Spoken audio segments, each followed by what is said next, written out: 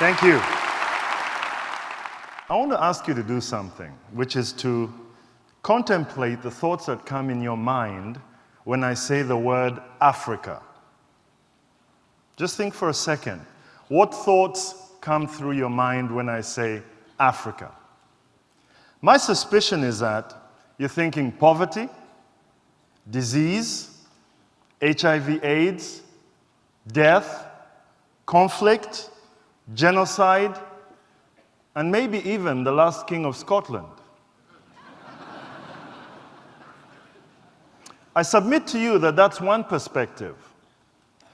And it's a perspective that has been influenced by the narrative that's in the media all around us.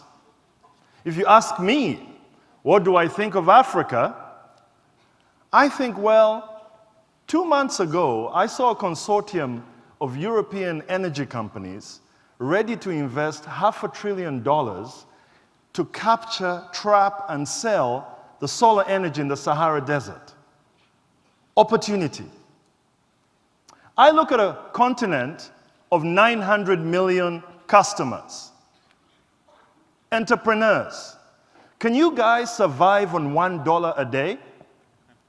You know, we pander this thing that, oh, these are people who live on $1 a day. What entrepreneurship does it take for you to live on $1 a day? We have entrepreneurs, but we don't celebrate that. The perspectives that we hold on Africa influence the decisions that we make and how we relate to people, to churches in Africa.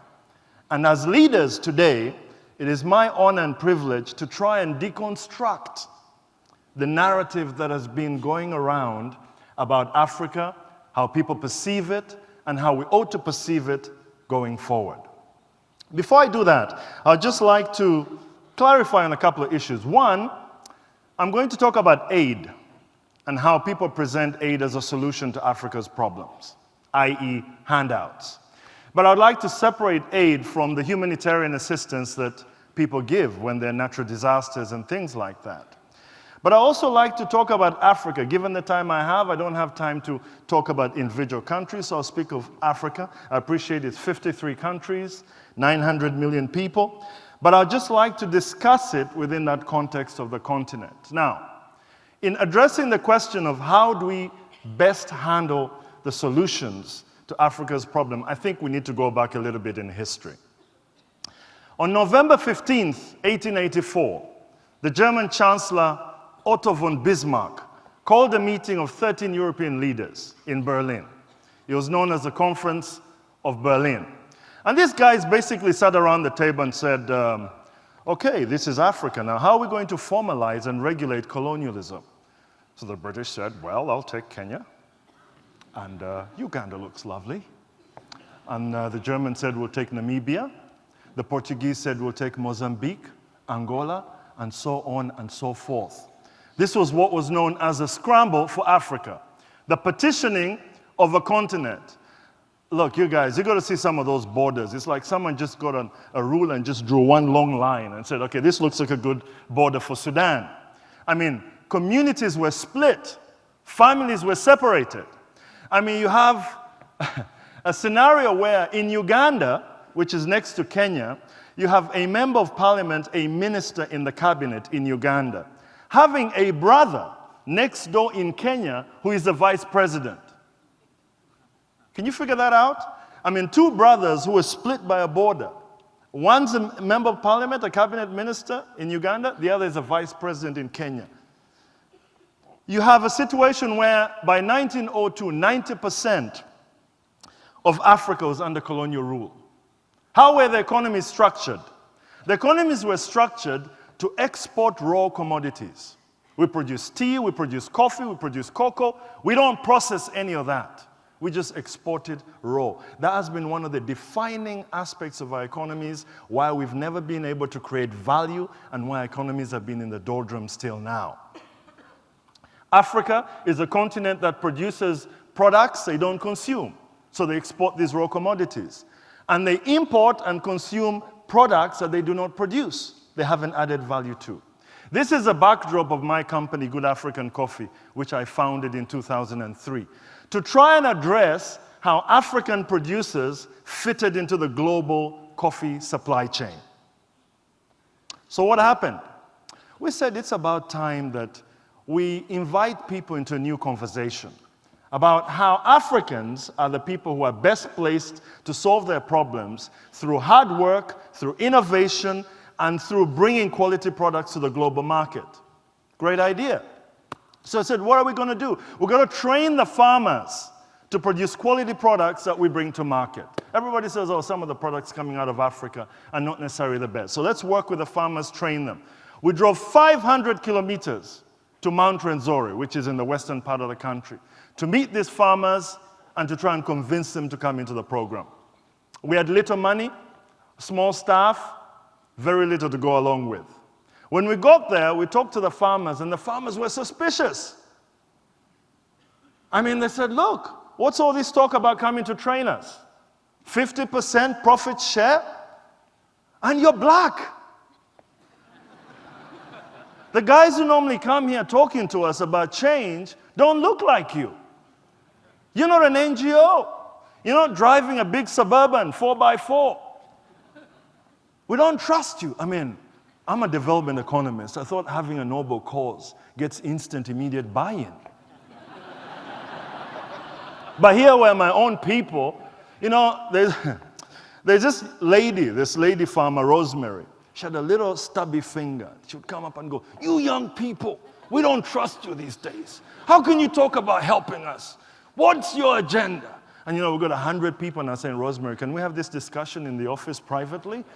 I mean, this is not how you encourage the rest of the farmers to come into the program. Spent 3 hours doing a verbal due diligence on us. But you know, the great thing was the next day she brought 2,000 pounds of coffee into the office.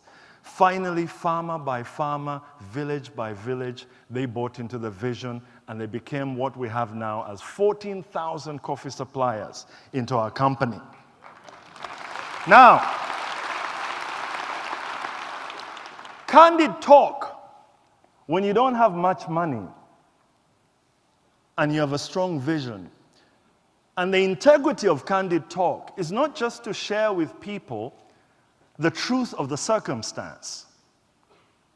Integrity is actually being truthful about what you need to do to get out of a difficult situation. So we said, look, we don't have the money. We don't have all the resources that NGOs would have. But what we have is a commitment to change the conversation as to how people look at us as Africans, to change the narrative that we're a basket case and all we need is handouts, whereas what we really should be doing is working together and helping ourselves get out of poverty. We came to this issue of trade and not aid because for a long time, Africa has had a lot of well-meaning but misguided advocates for aid. A lot of people with the hearts in their right places, but who advocate aid because they somehow believe that through handouts to these really sad situations, they're going to bring about change. But how can that be? Look at the United States. 200 years of trade-generated growth and prosperity.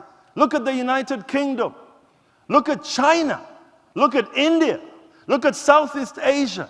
There is no country in the world that has developed through handouts. So why is Africa different? Why should people somehow think that handouts is what's going to develop Africa? We use trade as an engine for growth because it's part of economic doctrine. For the last 300 years, economists have proven that trade is the only sustainable way to take societies out of poverty and create transformational empowerment of their communities. Period. So the next time someone comes and says, look, I need to give a handout for Africa, say, excuse me, no. We need to find ways we can relate with people on the continent to get them to help themselves, trade themselves and their communities out of poverty. So in 2005, In 2005, we launched our fast coffee brand in the United Kingdom. Boy, 14 trips to the United Kingdom from Uganda. 1, 2, 3. I got my wife here. She can testify.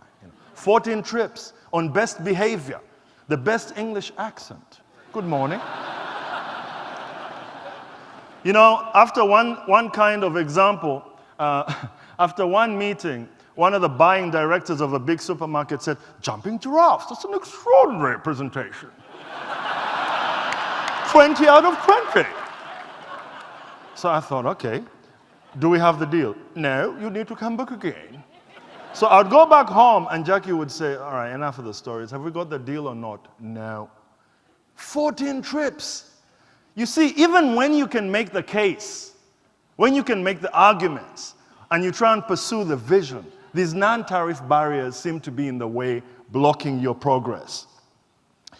That's why Africa today produces and contributes just 2% of global trade merchandise. Just 2%.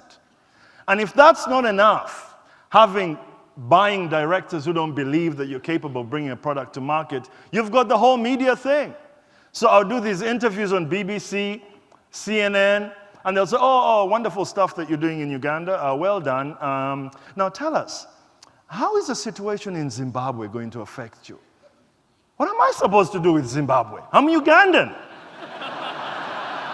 Oh, but aren't you from Africa? Yeah, but I'm Ugandan. I'm not Zimbabwean. These perceptions are so hardwired in our minds that every time we look at Africa, we don't see the opportunities. We just see the problem. You guys need to change how you view this continent. When you look at it, you look at consumers, you look at partners, you look at people you can have relationships with. As an African entrepreneur, what am I looking for? I'm not looking to be pitied. I'm looking for the same equal opportunities that an American, a Chinese, an Indian, an English entrepreneur is looking for. Markets and the opportunity to exploit them to create value. I'm not coming here looking for someone to give me a handout. I'm looking for someone to give me market share on the shelves. I'm looking for Walmart to call me and say, we've got shelf space for you. And we'll do the rest of the work. I'm not looking for someone to feel pity and say, oh, we're so sorry for you, poor African. What brings you here? A little bit of help? How may we oblige and be of help to you? No, we want to do business. There is a continent full of entrepreneurs teeming and waiting to come and do business with the rest of the world. We need to change the conversation. We need to change the narrative. Now, very quickly, this aid issue, how has it been sustained as an argument in the face of all the evidence that it hasn't been effective? Between 1970 and 2000, Africa has received $400 billion, United States dollars, worth of aid. This graph just shows you the correlations between GDP growth and aid as a percentage of gross national income. And you can see the point at which aid as a ratio of gross national income being the highest, 1995, was the same year and the same period that GDP per capita was at its lowest. Look at it. If aid was at its highest level in 1995 and the growth of the economy was at its lowest, that just shows us that it's not effective. It's not being effective to transform the economy. Why isn't it effective? Because aid is really not aid. It's poorly structured, it's fungible, which means when you bring it into the economy, the country prioritizes other things that it was going to spend its own money on because it's receiving this aid. It's insincere and it's conditional. People don't just give aid, they attach conditionalities to it. You will do this, that, and the other, and we'll give you this money. So you have remote control, management of African societies and economies by donors, your taxpayers. Number two, aid actually undermines accountability. It doesn't make it better. It undermines it. Why? We give the example of Tanzania. Tanzania, last year, wrote 2,400 donor reports and had 1,000 annual meetings with the donors. That's a lot of time to spend in donor meetings, talking about the impact of the aid that is being received. We've got to spend time doing businesses, creating IT companies, creating innovation labs, getting people to produce and to package their products and bring it to markets. We need to have people creating jobs, paying taxes, and developing their societies. You have a situation like aid, you create a chronic dependency. Most African economies are so dependent on aid handouts that their national budgets seek donors for about 40 to 45% of the expenditure. That doesn't just create a chronic dependency, it undermines the integrity and the dignity of the recipient countries. We need a new thinking. We need to change the conversation.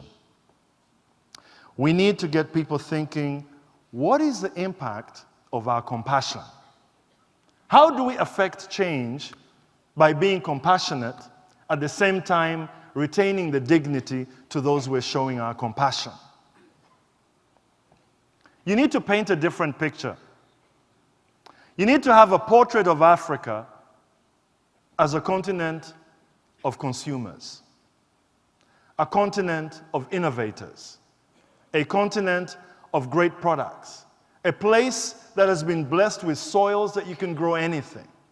A continent where real partnerships will bring sustainable community transformation.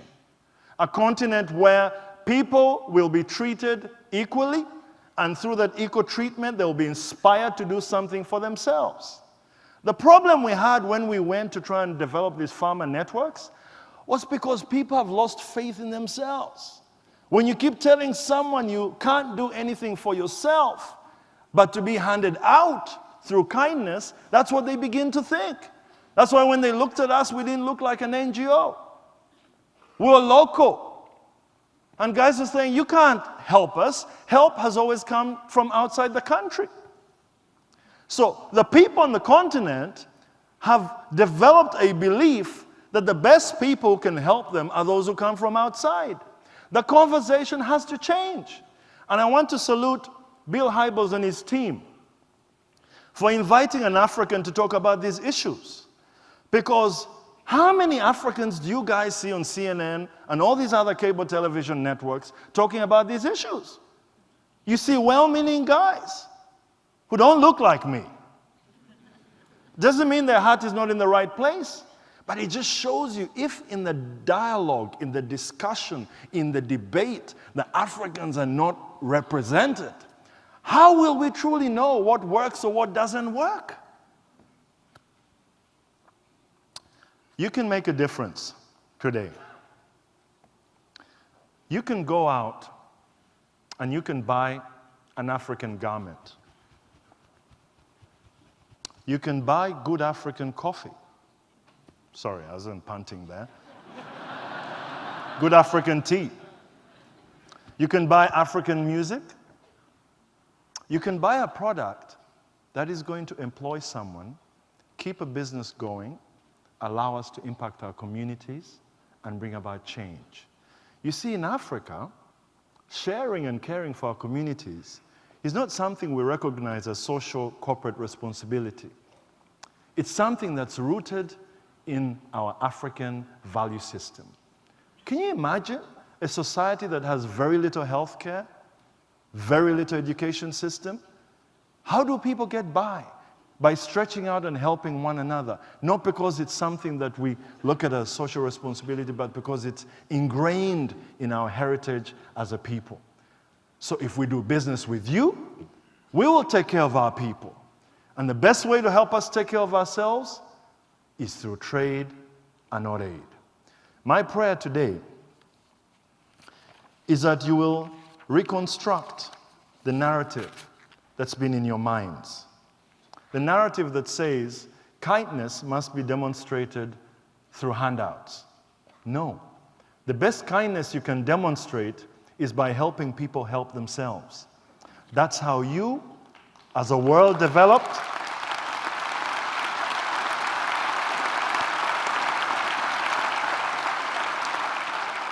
That's how you as a world developed. That's how the most prosperous and advanced economies developed. That's all Africa needs. The opportunity to prove that we can bring quality products to market and help ourselves through trade and not aid. God bless you.